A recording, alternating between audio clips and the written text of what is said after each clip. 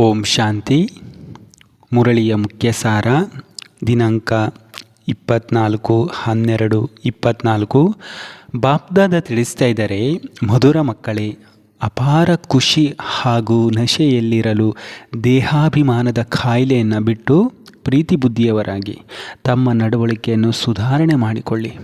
ಬಾಪ್ದಾದ ಪ್ರಶ್ನೆ ಕೇಳ್ತಾ ಇದ್ದಾರೆ, ಯಾವ ಮಕ್ಕಳಿಗೆ ಜ್ಞಾನದ ಉಲ್ಟ ನಶೆ ಏರಲು ಸಾಧ್ಯವಿಲ್ಲ?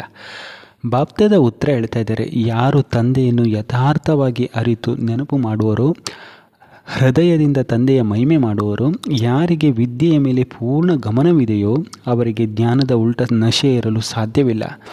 ಯಾರು ತಂದೆಯನ್ನು ಸಾಧಾರಣವಾಗಿ ತಿಳಿಯುವರೋ ಅವರು ತಂದೆಯನ್ನು ನೆನಪು ಮಾಡಲು ಸಾಧ್ಯವಿಲ್ಲ. ನೆನಪು ಮಾಡಿದರೆ ತಂದೆಗೆ ತಮ್ಮ ಸಮಾಚಾರವನ್ನು ಅವಶ್ಯವಾಗಿ ಕೊಡುವರು. ಮಕ್ಕಳು ತಮ್ಮ ಸಮಾಚಾರವನ್ನು ತಿಳಿಸಲಿಲ್ಲವೆಂದರೆ ತಂದೆಗೆ ವಿಚಾರ ನಡೆಯುತ್ತದೆ. ಮಕ್ಕಳು ತಮ್ಮ ಸಮಾಚಾರವನ್ನು ತಿಳಿಸಲಿಲ್ಲವೆಂದರೆ ತಂದೆಗೆ ವಿಚಾರ ನಡೀತದೆ. ಮಕ್ಕಳು ಮೂರ್ಛಿತರಂತೂ ಆಗಿಲ್ಲವೇ? ಈ ರೀತಿ ತಂದೆಗೂ ಕೂಡ ವಿಚಾರ ನಡೀತದೆ. ಬಾಪ್ದಾದ ಧಾರಣೆಗೋಸ್ಕರ ತಿಳಿಸ್ತಾ ಇದ್ದಾರೆ. 1. ತಮ್ಮನ್ನು ತಾವು ಸದಾ ಸುರಕ್ಷಿತವಾಗಿಟ್ಟುಕೊಳ್ಳಲು ಬುದ್ಧಿಯನ್ನು ವಿಚಾರಸಾಗರ ಮಂಥನದಲ್ಲಿ ಬ್ಯುಸಿಯಾಗಿಟ್ಟುಕೊಳ್ಳಬೇಕು. ಸ್ವದರ್ಶನ ಚಕ್ರಧಾರಿಗಳಾಗಿರಬೇಕು. ಅಲ್ಲಸಲ್ಲದ ವಿಚಾರಗಳಲ್ಲಿ ತಮ್ಮ ಸಮಯವನ್ನು ಕಳೆಯಬಾರದು. 2.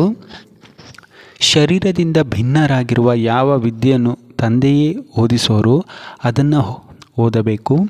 ಮಾಯೆಯ ಒತ್ತಡದಿಂದ ಪಾರಾಗಲು ತಮ್ಮ ಸ್ಥಿತಿಯನ್ನು ಅಚಲ ಅಡೋಲ ಮಾಡಿಕೊಳ್ಳಬೇಕು.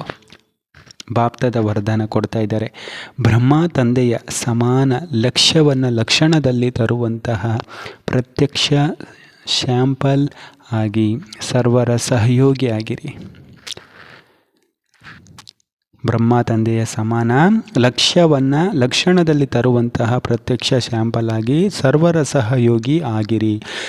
ಬಾಪ್ದಾದ ಸ್ಲೋಗನ್ ಹೇಳ್ತಾ ಇದ್ದಾರೆ, ಸರ್ವರ ನಿರಾಶೆಗಳ ಅಂಧಕಾರವನ್ನು ದೂರ ಮಾಡುವಂಥವರೇ ಜ್ಞಾನದೀಪಕರಾಗಿದ್ದಾರೆ. ಅಚ್ಚಾ. ಓಂ ಶಾಂತಿ.